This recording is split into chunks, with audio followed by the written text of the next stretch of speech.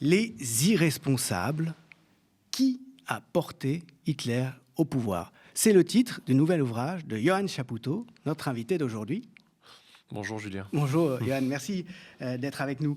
L'idée que nous en sommes revenus à une situation proche de celle des années 30 est très répandue, et depuis longtemps. Ce qui est beaucoup moins courant, c'est ce que Johann Chapoutot vient de faire dans ce livre récemment paru. C'est-à-dire qu'il fait de l'histoire sérieusement sur un objet historique à appréhender d'une façon technique, d'une façon savante, avec une inquiétude qui concerne le présent. Je n'ai qu'une comparaison en tête, c'est celle avec le livre de Gérard Noiriel, que j'avais reçu ici d'ailleurs, pour Le Venin dans la plume, il y a quelques années. Face à la montée du phénomène Zemmour, l'historien Gérard Noiriel avait éprouvé le besoin de se plonger dans une histoire plus ancienne, en l'occurrence celle de Drummond, de cet antisémite forcené, de son racisme, parce qu'il avait le sentiment qu'il y a quelque chose de structurellement comparable avec le racisme qui portait Zemmour sur le devant de la scène, et d'abord sur le devant de la scène médiatique. Alors, c'est une comparaison qui est évidemment assez limite, mais qui cependant, à mon sens, peut valoir, puisque face à la situation qui est la nôtre aujourd'hui, avec ce gouvernement qui dépend du parti d'extrême droite, qui est encore un soutien seulement extérieur, mais face aussi à ces politiques qui en réalité devancent les exigences de l'extrême droite, toi, tu t'es plongé dans ce que tu connais comme savant, c'est-à-dire la manière dont les nazis ont réussi finalement à s'emparer du pouvoir. Oui, Julien, effectivement, la comparaison avec Gérard Noiriel est très pertinente. Elle est très flatteuse pour moi parce que Gérard Noiriel est un immense historien que l'on a tous beaucoup lu, et je pense qu'il a adopté cette démarche qui consiste à se rassurer ou à essayer de créer des conditions d'intelligibilité du contemporain en se plongeant dans un dossier historique.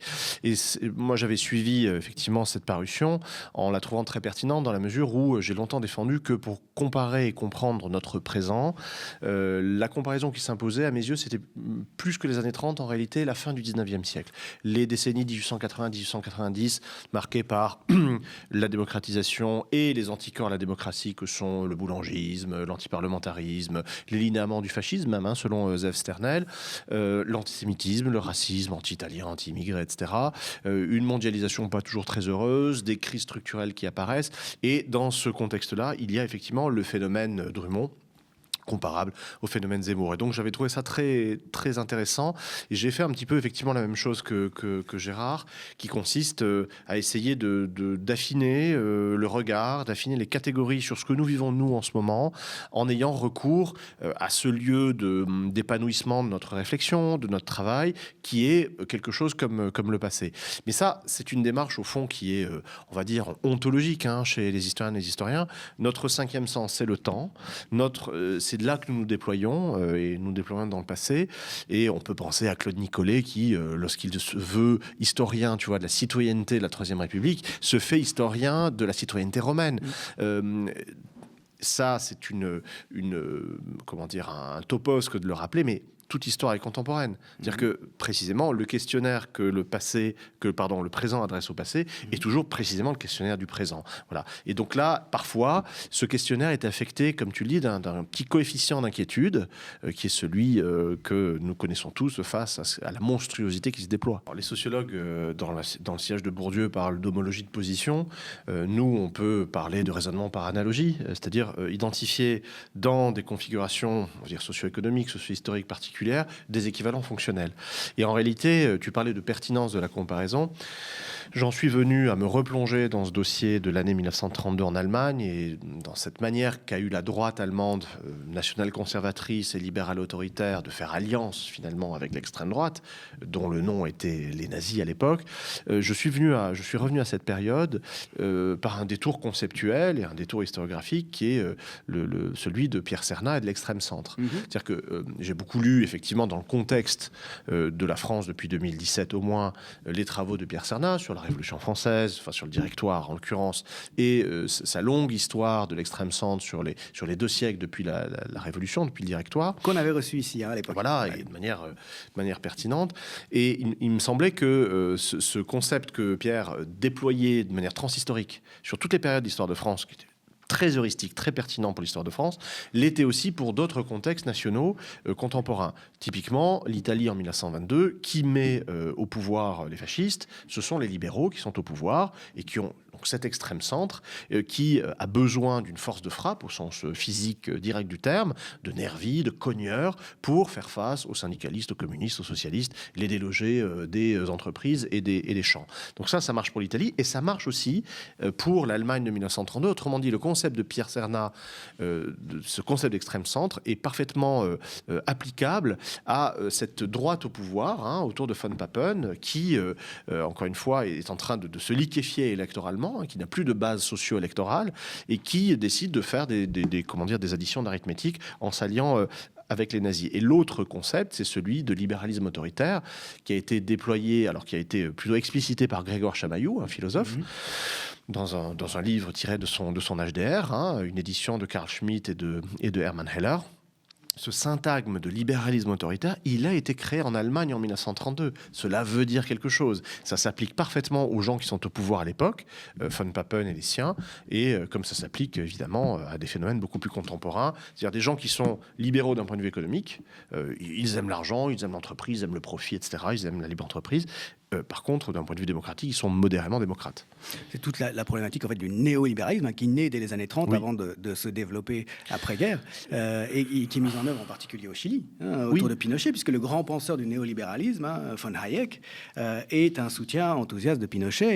Et quand on lui demande, il explique qu'il vaut beaucoup mieux une dictature politique qui préserve ce qu'il appelle, lui, les droits économiques, la liberté économique, qu'une société démocratique, mais qui va se doter de structures socialistes.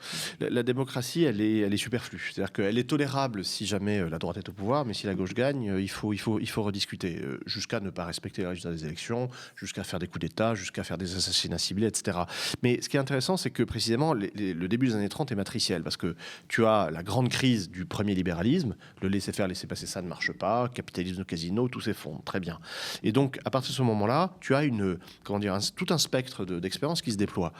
Typiquement, en orthodoxie budgétaire, de manière dogmatique, la déflation. Ça, c'est le chancelier Brüning pendant 2 ans.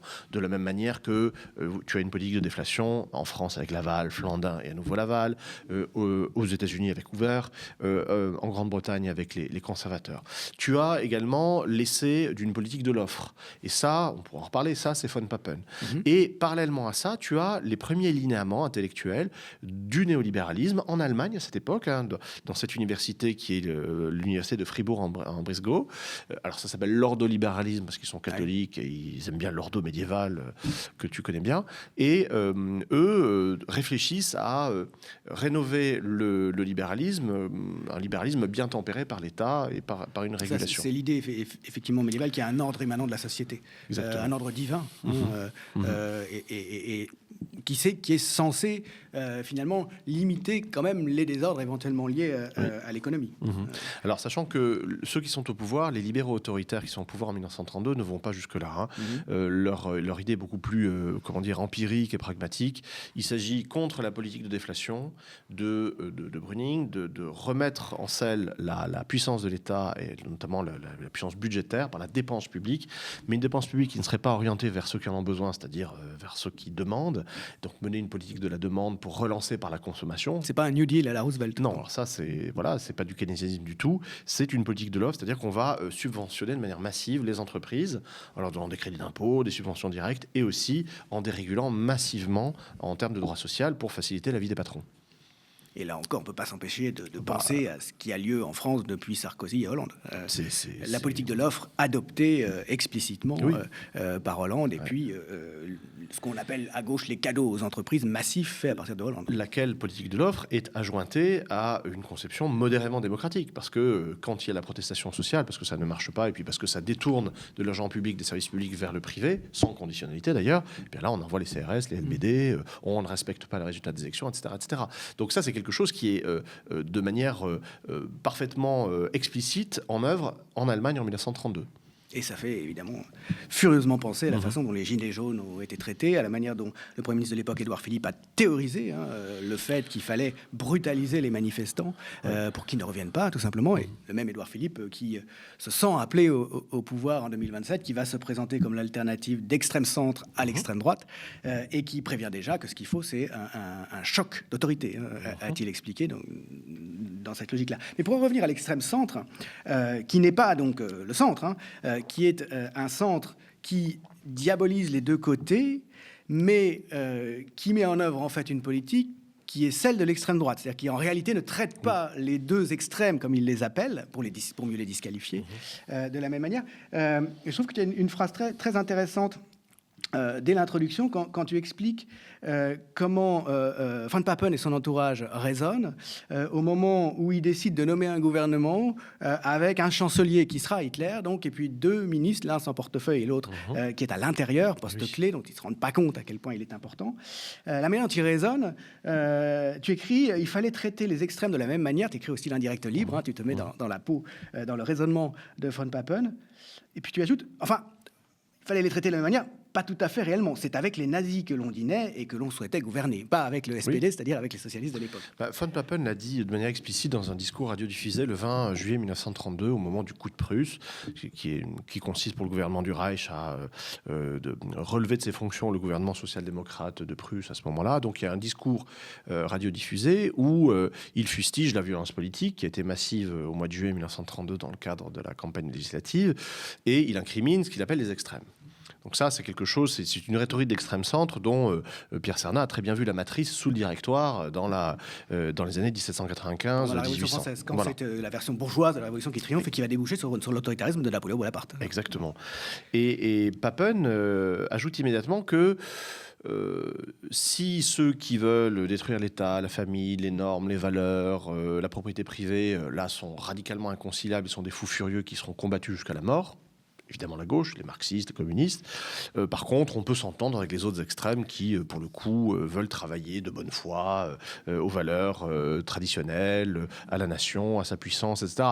Donc, très clairement, cette droite-là, qui semble fustiger dans un jugement de Salomon les deux extrêmes, en réalité, fait tout pour draguer les nazis. Elle le fait d'ailleurs depuis 1930, puisque les offres de services aux nazis, les offres de portefeuille ministériel, ça date déjà de l'automne 1930.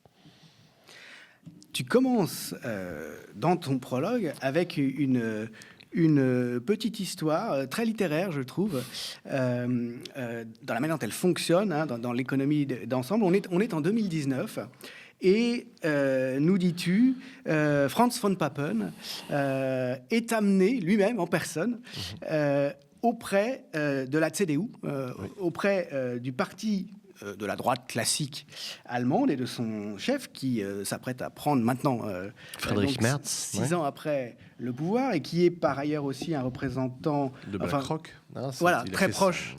Il a fait une partie de sa carrière chez BlackRock. C'est ça, chez BlackRock, donc c'est un gigantesque fonds de pension qui est beaucoup plus puissant que les États et qui a les moyens de dicter les politiques.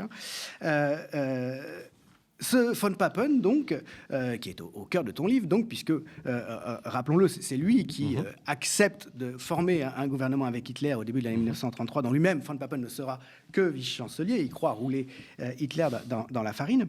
Il est amené en 2019 par des activistes comme une sorte d'avertissement, ou un rappel, plus exactement, de la mémoire, par des militants politiques, au moment donc où Merz et la CDU s'apprêtent à faire alliance avec l'AfD, c'est-à-dire ce parti qu'on peut dire néo-nazi, post-nazi, je sais pas comment il faut dire, avec lequel, encore une fois, en 2025, Merz s'apprête effectivement sans doute à faire alliance. Et c'est donc une manière de rappeler l'histoire.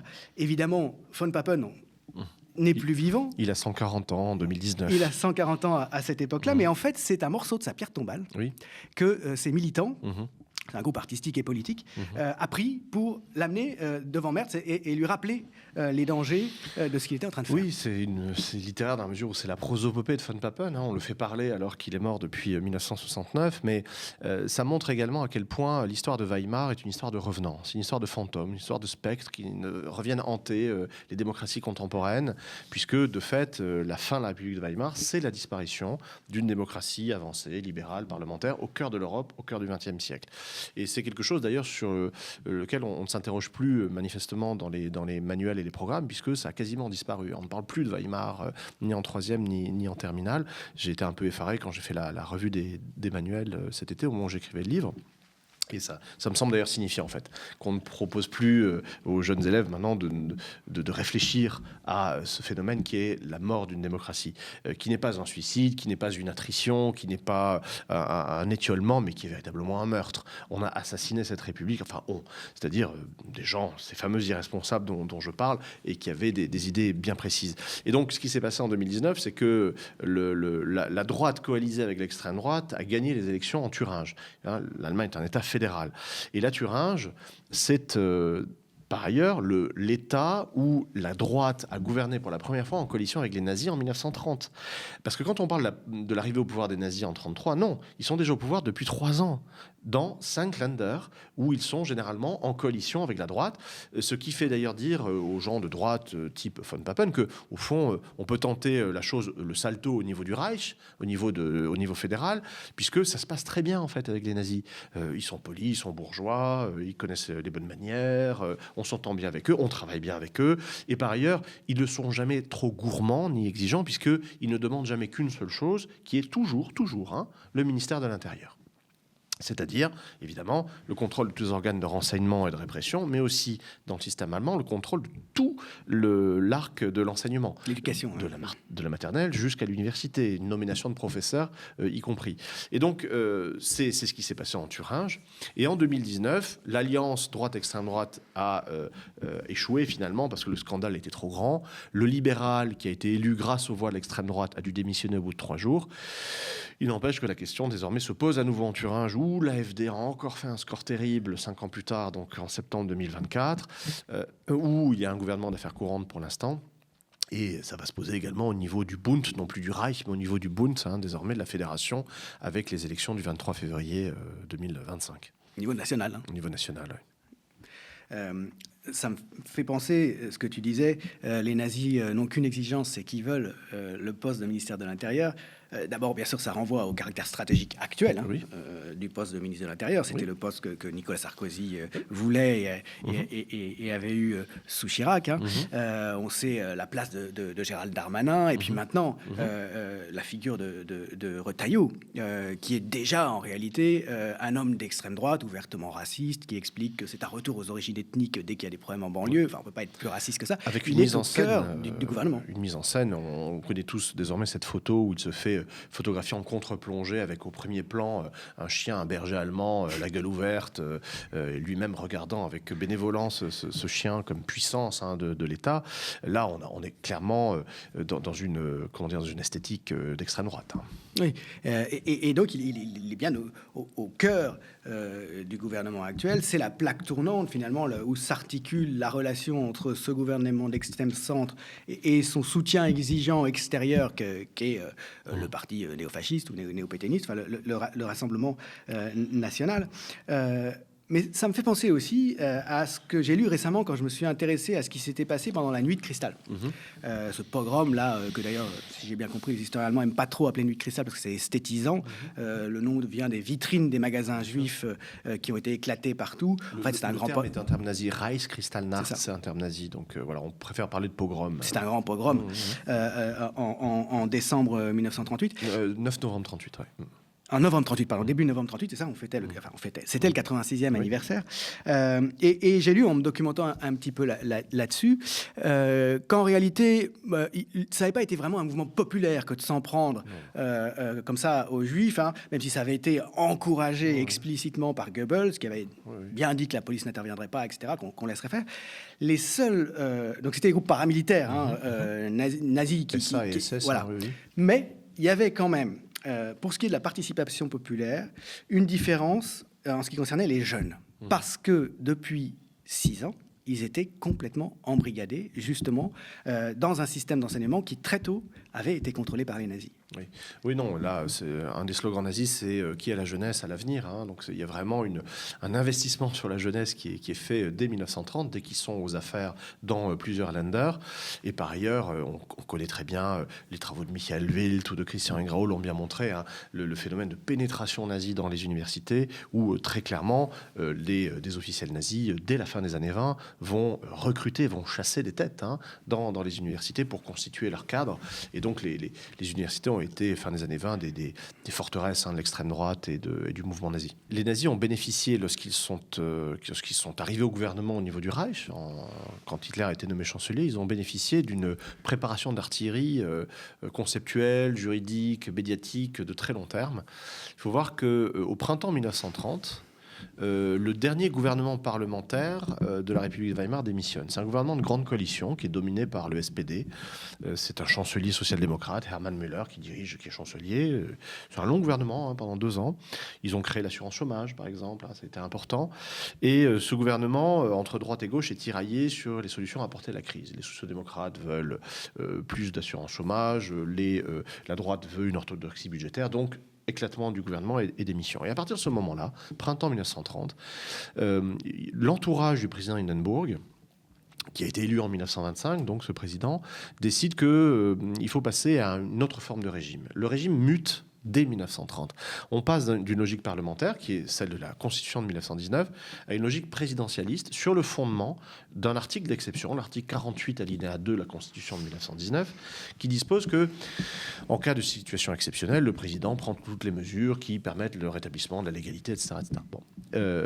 Sans aucune précision. C'est toujours le charme très poétique, au fond, des pouvoirs d'exception, que les conditions ne sont jamais trop précisées, ce qui laisse une large marge interprétative. L'article 48.2 avait été beaucoup utilisé par le président social-démocrate Ebert jusqu'en 1925. Il est mort en 1925, mais dans un cadre, face à des épidémies, des inondations, face à des invasions extérieures, face à des projets de subversion intérieure. Bon. Là, on va utiliser l'article 48.2, qui est un équivalent de notre article 16. De la Constitution de la Ve République. L'un est dérivé de l'autre, puisque la Constitution de Weimar a inspiré nos constituants de 1958. Eh bien, on va utiliser l'article 48.2 pour le tout venant, pour l'ordinaire du gouvernement. Typiquement, pour le budget. C'est-à-dire que pour faire passer des taxes, etc., on va activer l'article 48.2. C'est-à-dire le nouveau chancelier, le chancelier Brüning, qui est un théoricien des finances, un homme du Zentrum catholique, et qui est quelqu'un de pas très rigolo, et qui a une idée d'orthodoxie budgétaire immarcessible, en fait. Pour résoudre la crise, il faut jouer au diaphorus de l'économie, c'est-à-dire il faut saigner le malade jusqu'à ce qu'il meure guéri, en fait. Bon. Et puis, il ne faut pas passer par des processus démocratiques. Non, ça c'est terminé, puisque... Il ne faut pas s'embarrasser avec tout ça. Il y a trop de sociodémocrates, en fait. Il y a trop de marxistes, du point de vue de la droite, c'est des marxistes, sociodémocrates, trop de marxistes au Reichstag. Donc, on passe par les ordonnances d'exception. Et ça va durer 2 ans. 2 ans d'échec, puisque une politique de déflation, aujourd'hui on appelle politique d'austérité, dans un contexte de crise, c'est une politique procyclique qui ne fait qu'aggraver évidemment la crise. Quand on manque de revenus et qu'on retire de revenus à ceux qui en manquent, évidemment c'est une catastrophe. Donc ça ne marche pas. Donc au bout de 2 ans, les soutiens vigoureux de Brüning au début, la banque, le patronat, les grands agrariens, le lâchent. Et le président Hindenburg et son entourage, et j'insiste beaucoup sur la logique des entourages dans un contexte de présidentialisation, le président Hindenburg décide de remplacer Brüning par un autre individu qui est Franz von Papen, un autre membre du Zentrum catholique, qui est quelqu'un de très bien réticulé dans tous les réseaux de pouvoir, de l'armée, la haute fonction publique, de la banque, de l'industrie, etc., qui est vraiment l'homme du siècle. L'équivalent, c'est le Herrenklub, le club des élites qui a été créé en 1919 pour faire face à l'émotion révolutionnaire et qui fait partie de tous ces clubs patronaux, de hauts fonctionnaires, de militaires qui se sont créés un petit peu partout en Allemagne pour faire face à la menace de subversion soviétique, communiste ou social-démocrate. Là, tu fais allusion au club Le Siècle siècle en France, c'est ça Oui, qui oui, réunit absolument. régulièrement les élites économiques et politiques Oui, plutôt de droite, quoi. Oui, Ouais. on a créé Droite de ça, il me gouvernement. semble, après la Seconde Guerre mondiale, pour faire face au danger communiste. Et puis, même chose en Allemagne, entre 1918 et 1920, tu as le Nationalclub à Hambourg, tu as le club de l'industrie de Düsseldorf, le Herrenklub de Berlin. Et Papen, c'est l'homme de ces réseaux-là. Et ce qui est très intéressant, c'est que Papen prend acte de l'échec de la politique économique de Brüning et passe de l'austérité, la déflation, donc on sabre tout, on réduit tout, on supprime tout. Il passe à une politique de l'offre, c'est-à-dire que on va relancer la dépense publique, non pas pour les dépenses sociales, parce qu'il y a une désapprobation de principe vis-à-vis de la dépense sociale. C'est du pognon de dingue, je cite un poète contemporain. Ça ne marche pas, et puis ça les révulse en fait de donner de l'argent. C'est épidermique, quoi. Oui, c'est vraiment. C'est plus fort que, même si c'était leur intérêt en dernier recours, c'est plus fort que. Quoi. Ils ne veulent pas, mais par contre, cet argent public, il va être alloué massivement aux entreprises privées. À eux-mêmes, en fait, enfin, ou à leurs amis, quoi. Exactement. Et le tout, et alors j'ai pris ça très au sérieux parce qu'eux-mêmes se prennent très au sérieux, si tu veux. L'épisode Papen, ça dure quelques mois, c'est quelque chose qui est complètement balayé, qu'on a complètement oublié. Or, ces gens-là s'installent pour très longtemps dans leur esprit, ils théorisent ce qu'ils sont en train de faire. Il y a beaucoup de publications que j'ai étudiées très précisément pour restituer un peu cet univers mental de l'extrême centre ou du libéralisme autoritaire. Parce que précisément, ils veulent en finir avec la démocratie, ils sont autoritaires, mais par ailleurs, ils sont libéraux d'un point de vue économique. Ils se posent même la question, puisqu'ils sont censés être conservateurs à l'origine, et ils s'interrogent eux-mêmes dans leurs discours et dans leurs écrits, sommes-nous encore vraiment des conservateurs, puisque nous parlons à longueur de temps de libre entreprise, de profit, de pognon, d'industrie, etc. Et ils s'en sortent par une pirouette casuistique en se disant que finalement, oui, ils restent conservateurs, puisque de fait, la liberté est une valeur conservatrice. C'est ça. Mais c'est des libéraux autoritaires. C'est ça. En réalité, il s'agit de défendre leurs intérêts à eux, quoi. Oui, c'est une politique de droite, au fond, très, très rénovée par rapport à celle de Brüning. Brüning, c'est vraiment une forme de déflation obtuse. On se recroqueville sur le dogmatisme budgétaire, on ferme les vannes, on essaie de rétablir l'équilibre budgétaire pour l'équilibre budgétaire, de manière complètement fantasmatique. Là, c'est une adaptation de la politique de droite face à l'échec, et on passe à la politique de l'offre. Sachant que les politiques de la demande, c'est-à-dire orienter les dépenses publiques vers les consommateurs qui en ont besoin et qui ont par ailleurs la propension à consommer maximale, puisqu'ils n'ont pas d'argent, ils vont tout dépenser et ça va réinjecter de la liquidité dans le circuit économique. Donc politique d'augmentation des salaires en particulier. Cette politique-là, qui sera qualifiée plus tard de keynésienne, elle est déjà existante. C'est-à-dire qu'elle est pratiquée aux États-Unis depuis début 1933. Elle est pratiquée de manière un petit peu empirique, un petit peu partout. Et par ailleurs, Keynes a déjà commencé à publier. Il n'a pas publié le grand traité de 1936, la théorie générale, mais il a publié énormément d'articles, il fait beaucoup de conférences, à tel point que, et je le cite, à l'automne 31, il fait une série de conférences en Allemagne, et Brüning le convoque à la chancellerie en disant « Herr Professeur, arrêtez de parler de dépenses, vous ruinez toute possibilité de politique raisonnable, dit-il. » Toujours la voix de la raison. Donc on voit qu'avant, même les événements politiques, il y a une forme d'hégémonie, pour parler comme Gramsci, une sorte d'hégémonie culturelle, une hégémonie dans la pensée de ce qui arrive dans la pensée politique, des impératifs libéraux, de la droite libérale. Mais cette prise de pouvoir culturel dans les idées, dans les termes du débat public qui ont été infléchis du côté de la droite, voire de l'extrême droite, ça concerne aussi tous les secteurs, à tel point qu'en exergue de ce livre, il y a cette citation de Goebbels, qui là encore renvoie à des choses que disent aujourd'hui les gens du Rassemblement national. Qu'est-ce qui va nous rester à faire une fois qu'on sera au pouvoir, parce que vous nous devancez. C'est exactement ce que dit Goebbels, et il dit aussi à un moment qu'il a écouté un discours de Papen, il en est effaré, parce que ce que dit Papen, c'est nous de A à Z, dit-il. C'est notre discours de A à Z. Alors que va-t-il nous rester ? Comment se distinguer ? De fait, cette droite au pouvoir depuis 1930, déjà en niant le principe démocratique de la démocratie parlementaire, elle habitue les gens à ce que les élections n'aient pas de conséquences, à ce que la légalité républicaine ne soit pas respectée. Et par ailleurs, les ordonnances d'exception qui sont prises, mais par dizaines, depuis le printemps 1930, ont des thématiques budgétaires, mais ont aussi des objets en termes de liberté publique et d'ordre public. Et il y a toujours, on le sait maintenant, il y a toujours un effet de cliquet dans ces normes-là. Typiquement, par exemple, à l'été 1932, il y a une loi martiale qui est imposée à la ville de Berlin pour déposer le gouvernement social-démocrate du Land de Prusse. Et à ce moment-là, il y a toutes les libertés fondamentales de la Constitution sont suspendues, réunions, pensée, correspondance, etc., etc., et liberté de la presse. On suspend très rapidement cette ordonnance parce qu'on se rend compte que la gauche ne réagit pas, les sociaux-démocrates sont en encéphalogramme plat à ce moment-là, ils ne réagissent pas, donc on lève l'état de siège, pas de problème, il n'y a pas de menace marxiste, mais par contre, on laisse courir cette censure sur la presse. Et ça, on maintient, alors qu'il n'y a plus lieu, on maintient quand même la mesure. Oui. Et donc on maintient une norme d'exception à telle enseigne que, effectivement, quelques mois plus tard, lorsqu'il va y avoir enfin, du point de vue de la droite, ce gouvernement de coalition entre droite et extrême droite, ce cabinet Hitler-Papen, eh bien, ce nouveau gouvernement ne va pas avoir grand-chose à faire, finalement, puisque toutes les normes sont... Il y a déjà eu une habituation à l'autoritarisme, ça paraît normal, ça fait 3 ans que c'est comme ça, quasiment 3 ans, et par ailleurs... Il y a un phénomène d'ordonnance de tiroir, un Schubladenverordnung, qui fait que les nazis qui arrivent donc, au ministère de l'Intérieur, le docteur Frick, qui était ministre de l'Intérieur en Thuringe, qui devient ministre de l'Intérieur au niveau du Reich en 1933, n'a qu'à ouvrir littéralement ces tiroirs pour trouver des ordonnances d'exception déjà prêtes. Les dispositions. Et ça va être le cas le 4 février 1933, le 28 février 1933, 2 grandes ordonnances qui détruisent au fond l'état de droit en Allemagne, qui ont déjà été préparées par les gouvernements précédents de von Papen et de Schleicher.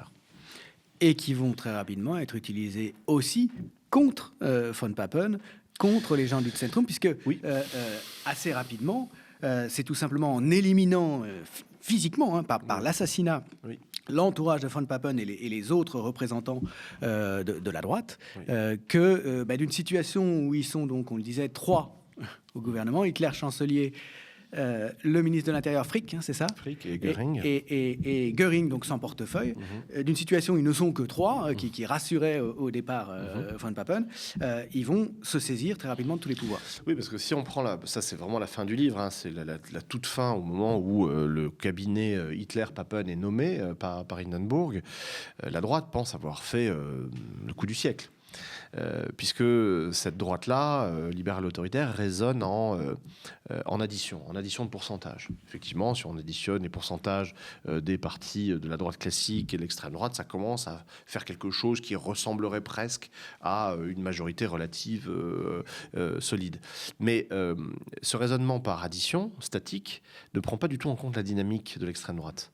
Eux, du côté nazi, et ça, c'est pour ça que je cite longuement le journal de Goebbels, les nazis voient beaucoup plus loin. Déjà, ils raisonnent en siècles, voire en millénaires, en amont et en aval. Et par ailleurs, ils ont en 2e et 3e ligne des jeunes universitaires, des jeunes docteurs, des jeunes hauts fonctionnaires qui sont très ambitieux pour eux-mêmes et pour leur pays et qui vont en quelques semaines complètement subvertir l'état de droit allemand. Donc, ce qui est très intéressant, c'est que ceux-là même qui pensaient avoir fait une très bonne affaire, dans une conception, on va dire, quasiment boursière de la politique, Papen achète, il faudra y revenir, il achète les nazis à la baisse, finalement, à la fin de l'année 1932. Les nazis sont en train de se casser la figure partout. Partout. Les nazis sont en échec à la fin de l'année 1932. Il les achète à la baisse. De telle sorte que, effectivement, le gouvernement du 30 janvier 1933, c'est 12 ministres, dont un quart seulement nazis. Un quart seulement. Bonne affaire, sur le papier. Sauf que quand tu prends la situation de tous ces gens-là, de tous ceux qui ont été les palefreniers au fond, qui ont mis en selle Hitler et les nazis, 18 mois plus tard, au moment de la nuit des longs couteaux, tu prends tous ces gens-là, ils ont soit une balle dans la tête, littéralement, soit une muselière. Tu prends Hugenberg, le mania des médias, il a perdu son empire, son ministère. Lui, en 6 mois, son cas est réglé. Papen, il perd 2 de ses conseillers qui sont abattus par la police nazie. On comprend même pas bien comment lui a pu en réchapper, en fait. Alors, c'est la protection de Göring. C'est Göring le protège et l'assigne à résidence pour éviter qu'il se fasse assassiner. Von Schleicher et son épouse ont été abattus dans leur salon. Des dizaines de membres importants de la vieille droite traditionnelle, libérale autoritaire, nationale conservatrice ont été purement et simplement assassinés à ce moment-là. Donc, attention, quand on joue avec l'extrême droite, ce n'est pas qu'une histoire d'addition de pourcentage. Ce sont des dynamiques vectorielles et il faut penser en vecteur plus qu'en arithmétique. Ils peuvent se permettre très rapidement de passer aux voies de fait à l'assassinat, de sortir complètement des voies légales, les nazis, alors qu'ils sont très minoritaires au gouvernement. Ce que tu expliques, c'est parce que derrière, il y a une lame de fond sociale qui va non seulement accepter ça, mais pleinement participer de ça. Alors, justement, sur la lame de fond social, je reviens très en détail là-dessus, parce que le narratif, comme on dit en bon franglais aujourd'hui, c'est que, voilà, il y a une conception quasiment tectonique ou océanographique de la montée du nazisme. Tu vois, c'est une poussée inexorable, c'est la marée brune, etc. Or, ce n'est pas du tout le cas, puisque, de fait, à l'automne 1932, les courbes s'inversent. Les nazis commencent à perdre, mais à perdre violemment. Ils perdent 4 points au niveau du Reich, enfin au niveau national, entre juillet et novembre 1932. Ils perdent 2 millions de voix, mais ça c'est faible par rapport à tous les scrutins locaux que l'on observe à l'automne 1932, où là ce sont des pertes de 10, 20, 30, 40 points parfois. Il y a quelque chose qui épouvante Goebbels, et il en parle longuement, ce sont les élections municipales à Weimar, dans la ville de Weimar, ville symbole évidemment, qui est une ville de droite depuis toujours, et qui, mieux que ça, depuis la fin des années 20, puis même le milieu des années 20, est une ville nazie. Weimar se trouve en Thuringe. Aux élections municipales en décembre 1932, les nazis perdent 35 points. Ils disparaissent quasiment de l'échiquier politique thuringeois. À ce moment-là, les nazis ont terminé leur croissance. Ils l'ont terminé en réalité entre le printemps et l'été 1932. Et là, c'est la catastrophe. Et ils le disent eux-mêmes. Ce n'est pas des observateurs extérieurs ou de salles bolcheviques. Ils disent ça. Ce sont eux-mêmes, Hitler, Goebbels, Himmler, Göring, qui disent c'est fichu. L'analyse nazie sur la poussée nazie, c'est que c'est terminé. Ils n'y arriveront pas. Et c'est précisément à ce moment-là que von Papen décide de faire ces petites additions arithmétiques. Donc c'est littéralement un renversement de situation quand même qui survient en ce début 33. Alors en logique démocratique et électorale, les nazis sont cuits fin 1932, et ils le sont doublement dans la mesure où non seulement ils sont en train de perdre tout leur scrutin et le parti est en train d'exploser. Il explose à la base avec des mutineries de la SA, avec une fuite de l'électorat. La SA c'est sa milice. Voilà, il explose dans les cadres puisque tu as des Gauleiter, c'est-à-dire des responsables régionaux très puissants qui sont en train de faire leurs valises et de vouloir faire scission. Et au sommet, tu as des très hauts responsables nazis, comme Gregor Strasser, numéro 2 du parti, qui est le véritable chef du parti, qui a créé tout l'organigramme, toute l'administration, qui a recruté tous les Gauleiter. Lui, il veut partir. Puisque Hitler, ça ne marche pas. Le maximalisme hitlérien qui consiste à demander la chancellerie et à ne pas participer au gouvernement de droite, alors que la droite offre des postes depuis presque 3 ans, il faut rompre avec cela. Et également, et ça c'est quelque chose que j'ai découvert, Wilhelm Frick, ministre de l'Intérieur en Thuringe, par ailleurs qui est le chef du groupe parlementaire nazi au Reichstag, qui est très important, veut partir lui aussi. Donc le parti est en voie d'explosion. Et donc, il faut le rappeler parce que, si tu veux, l'exemple de l'arrivée des nazis au pouvoir, que les nazis appellent la prise de pouvoir, ils n'ont rien pris du tout puisque le pouvoir on leur a donné. Cette arrivée des nazis au pouvoir, c'est l'exemple type en histoire contemporaine du finalisme ou de la téléologie. Ouais. Tout mène à 1933, tout mène aux nazis. Comme on connaît la fin, on se fait prophète du passé. C'est un reproche qui est parfois fait aux historiens. Exactement. Ils sont toujours sûrs d'avoir raison puisqu'ils expliquent comment ce qui est arrivé devait absolument arriver. Et l'histoire allemande souffre de ça puisque ça vient colorer ou contaminer toute l'histoire précédente. On en vient à relire tout le 19e siècle allemand comme un prodrome, comme une préparation à l'arrivée des nazis au pouvoir. Donc les Allemands sont pas assez libéraux, ils sont pas assez démocrates, ils sont pas assez intelligents, ils sont trop caporalistes, ils sont trop militaristes, etc. Et tout explique que nécessairement la République de Weimar devait échouer. Or, pas du tout. La République de Weimar a réussi à survivre malgré des auspices quand même très défavorables. Le traité de Versailles, l'hyperinflation, la crise de 29, etc. Ça a été très très violent comme choc exogène, mais il n'y a pas du tout de nécessité à ce que les nazis arrivent au pouvoir, de la même manière qu'il n'y a pas de logique océanographique ou géologique à la poussée brune ou à la marée nazie, qui n'existe pas, puisque de fait elle reflue à l'automne 1932. Et donc ce qu'il est très important de voir, c'est que tous les possibles restent ouverts. à la fin 1932, début 1933. Et l'hypothèse la plus plausible, qui est travaillée par tout le monde, tous les observateurs internes comme externes, c'est que les nazis, c'est fini, et qu'on s'oriente vers un gouvernement de droite un peu autoritaire, mais sans les nazis. Et cette option-là, je la développe longuement dans le dernier chapitre, c'est l'option von Schleicher. Papen est en échec, etc. Je passe. Hindenburg se résout à se séparer de Papen et à nommer le général von Schleicher chancelier. Et cet homme-là est redoutablement intelligent et vraiment très intéressant parce qu'il fait partie de ces membres de l'entourage de Hindenburg qui, depuis 1930, poussent à l'alliance avec les nazis sur le fondement de l'addition arithmétique. Mais à l'été 1932, Schleicher a compris que les nazis étaient dangereux. Les nazis ont tué des dizaines de personnes dans toute l'Allemagne à l'été 32, après qu'on a réautorisé les SA et les SS. Ils n'ont pas respecté leur parole de soutenir le gouvernement Papen, etc. Donc non seulement ils ne sont pas fiables, mais en plus, ils sèment le chaos. Et donc Schleicher décide de lever l'hypothèque nazie une bonne fois pour toutes. Il enfonce le coin au sein du parti nazi entre ceux qui veulent entrer au gouvernement et les maximalistes qui veulent la chancellerie. Et par ailleurs, il élabore une stratégie du front diagonal, d'une reconfiguration du système politique allemand en demandant le soutien de l'aile droite du SPD et de l'aile droite de la centrale syndicale ADGB. Il travaille au corps des nazis proéminents pour les faire rentrer dans un gouvernement et complètement marginaliser Hitler, qui de fait, et c'est ce qui est le plus plausible, est fini. Et l'hypothèse contrefactuelle que développent mes collègues allemands et que je reprends, qui est tout à fait étayée, c'est que si on laisse faire Schleicher, à la mi-mars 1933, il n'y a plus de parti nazi. Et Hitler retombe dans l'anonymat. Alors ça ne veut pas dire que l'Allemagne est une grande démocratie soviétique à partir de 1933, mais ça veut dire qu'on se débarrasse quand même de ce qu'il y a de pire dans l'extrême droite allemande à cette époque-là, c'est-à-dire les nazis. Donc il faut vraiment... Au fond, ce livre-là et cette réflexion sur cette période, c'est un magnifique exercice de défatalisation de l'histoire et de déthéologisation.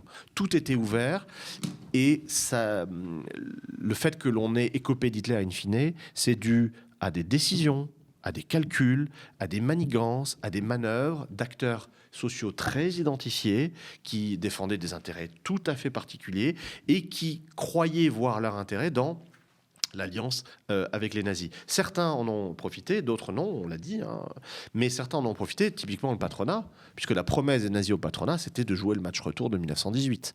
Quant au moment de la révolution de 1918, le patronat a tout lâché. Représentativité syndicale, journée de 8 heures, augmentation des salaires. Rappelons donc qu'au lendemain de la défaite, il y a un mouvement socialiste très qui puissant, se développe en Allemagne, conseilliste, qui menace de réussir une révolution de type bolchevique. Oui, et les sociodémocrates essaient d'éviter ça en faisant lâcher du lest au patronat qui, pour la première fois, reconnaissent la représentativité syndicale. Et ça, c'est quelque chose de très douloureux pour eux. La promesse nazie, et Hitler ne cesse de le répéter dans tous les Rotary d'Allemagne qu'il fréquente, c'est que avec les nazis, le patronat sera à nouveau maître chez lui. Et par ailleurs, la politique de relance de l'armement va remplir les carnets de commandes et assurer des taux de profit démentiels. C'est de fait ce qui va se passer. Ça fait furieusement penser à cette déclaration du précédent patron du MEDEF, qui a expliqué que le RN au pouvoir, c'était peut-être un risque à prendre. Bien sûr, mais de toute manière, tout au long du XXe siècle et dans le XXIe siècle naissant, le patronat fait toujours alliance avec l'extrême droite. Le but étant d'éviter tous ceux qui veulent réorienter l'argent public vers ceux qui en ont besoin pour les orienter vers des intérêts privés. Il est évident que l'alliance se fait tout à fait bien avec l'extrême droite. Merci beaucoup, Yoann Chapoutot, d'être venu nous présenter ce livre d'histoire qui renvoie en permanence au présent, sans le dire, et il n'y a pas besoin à chacun de tirer ses conclusions, ou en tout cas à chacun éventuellement de penser à des parallèles. Les irresponsables, donc, qui a porté Hitler au pouvoir. Merci Julien. Merci beaucoup.